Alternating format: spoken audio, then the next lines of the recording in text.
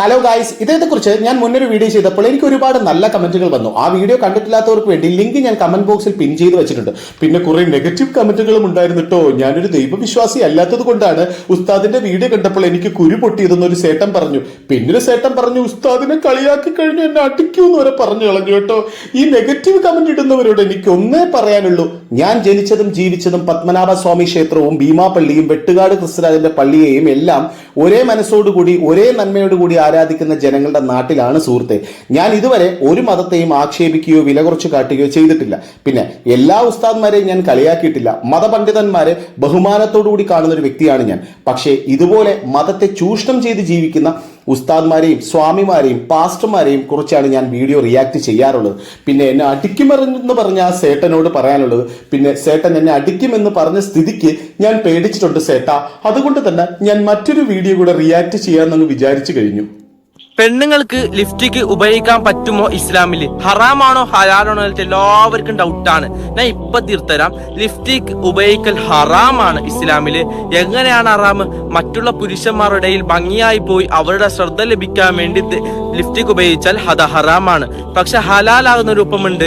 എങ്ങനെയാണ്? ഭർത്താവിന്റെ മുമ്പിൽ ലിപ്സ്റ്റിക് ഉപയോഗിച്ചാൽ ഒരു കുഴപ്പമില്ല. ഭർത്താവിന്റെ മുമ്പിൽ എത്ര ഭംഗിയായി നടക്കുന്നതിന് ഇസ്ലാം പ്രോത്സാഹിപ്പിക്കുന്നുണ്ട്. അന്യ പുരുഷന്റെ ഇതിൽ നടക്കുന്നതിന് ഹറാമാണ്. അവിടെ ശ്രദ്ധ ലഭിക്കണമെന്നൊരു ആവശ്യത്തിന് വേണ്ടി ഇട്ടാൽ ഹറാമിന്റെ കുറ്റം ലഭിക്കും. അപ്പൊ ഭർത്താവിന് മുമ്പിൽ എത്ര ഭംഗിയായാലും കുഴപ്പമില്ല. ഇൻഷാ അല്ലാഹ് അറിയാത്ത കൂട്ടുകാർക്കൊന്ന് ഷെയർ ചെയ്ത് കൊടുക്ക്.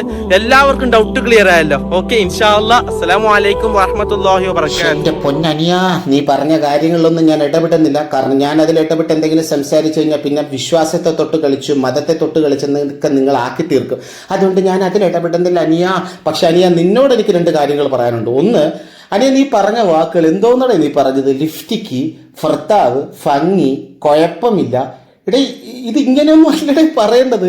ലിപ്സ്റ്റിക് അല്ല ലിപ്സ്റ്റിക്, ഭർത്താവല്ല ഭർത്താവ്, ഭംഗി എന്നല്ല പറയേണ്ടത് ഭംഗി, കുഴപ്പമില്ല എന്നല്ല പറയേണ്ടത് കുഴപ്പമില്ല.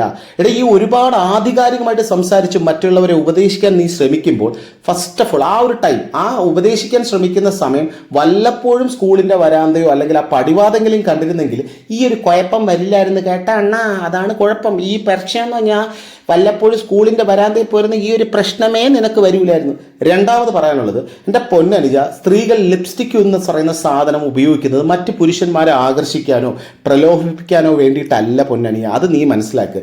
അങ്ങനെയുള്ള സ്ത്രീകൾ ഉണ്ടാവും, ഞാൻ അതിനെപ്പറ്റി അല്ല ഇവിടെ പറയുന്നത്. പക്ഷെ ഇന്ന് ലോകം മുഴുവൻ സ്ത്രീകൾ ലിപ്സ്റ്റിക് എന്ന് പറയുന്ന സാധനം ഉപയോഗിക്കുന്നത് ആരെയും പ്രലോഭിപ്പിക്കാനോ ആകർഷിക്കാനോ വേണ്ടിയല്ല. പകരം അവരുടെ personality development, looking appearance, confidence levels കൂട്ടുക, ഇതിനൊക്കെ വേണ്ടിയിട്ടാണ് അനുജ ഇത് ഉപയോഗിക്കുന്നത്. എൻ്റെ പൊന്നുസ്താദെ, എനിക്ക് നിങ്ങളോട് പറയാനുള്ള ഒന്നേ ഉള്ളൂ, ഇനിയെങ്കിലും 1950 കാലഘട്ടത്തിൽ നിന്നും ഒന്ന് 2026 വന്നൊന്ന് ജീവിക്കാൻ തയ്യാറാവും.